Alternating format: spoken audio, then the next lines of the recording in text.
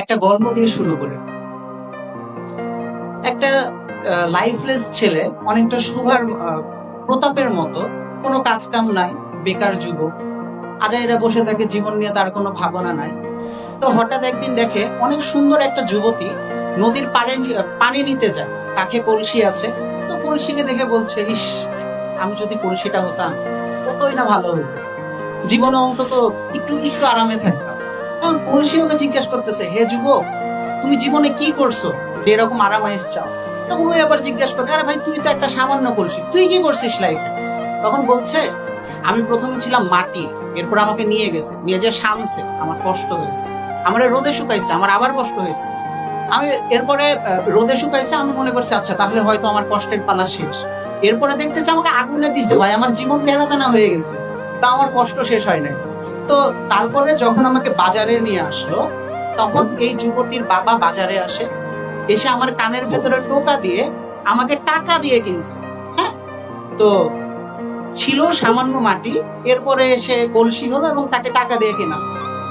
এখানে কি আমরা কি মিল করতে পারছি গল্পের সাথে নিজেদেরকে?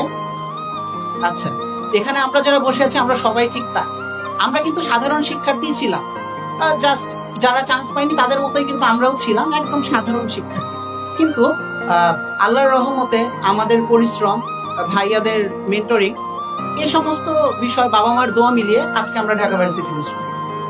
আমি এসএম নাথমুর শাকিব, পড়াশোনা করছি ঢাকা বিশ্ববিদ্যালয়ের information science and library management ডিপার্টমেন্টে। আমি ঢাকা বিশ্ববিদ্যালয়ে বি ইউনিটে 1250তম, রাজশাহী বিশ্ববিদ্যালয়ে এ ইউনিটে 317তম, চট্টগ্রাম বিশ্ববিদ্যালয়ে বি ইউনিটে 563তম, জগন্নাথ বিশ্ববিদ্যালয়ে বি ইউনিটে 53তম এবং সিলেট বিশ্ববিদ্যালয়ে বি ইউনিটে 106তম।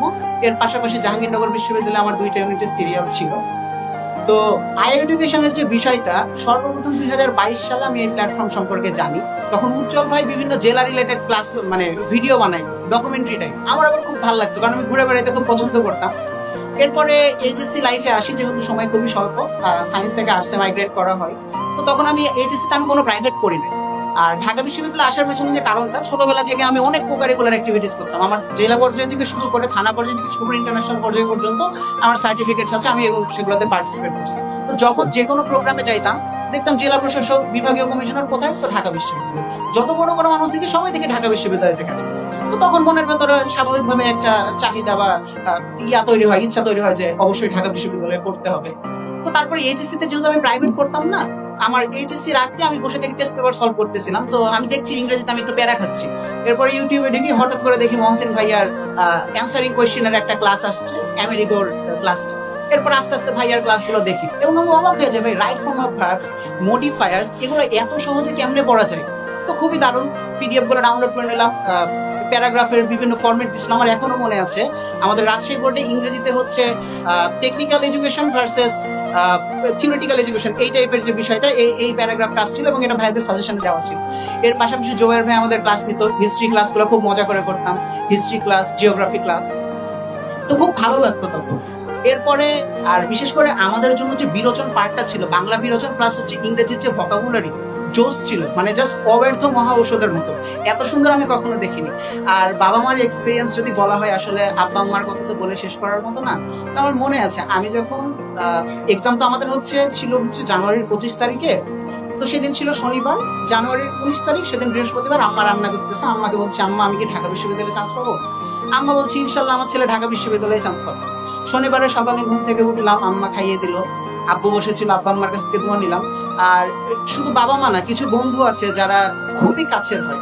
তা আমার এক বন্ধু ছিল প্রান্ত, ও আমার সাথে গেল, ও সায়েন্সে ছিল, ওর জ্বর, সেদিন কাঁপতে কাঁপতে আমাকে নিয়ে গেছে এক্সাম হলে। আমি গেলাম, পরীক্ষা দিলাম, বের হয়ে আসলাম। আসার সময় আমার আরেক বন্ধু সিফাত আমাকে নিয়ে আসলো।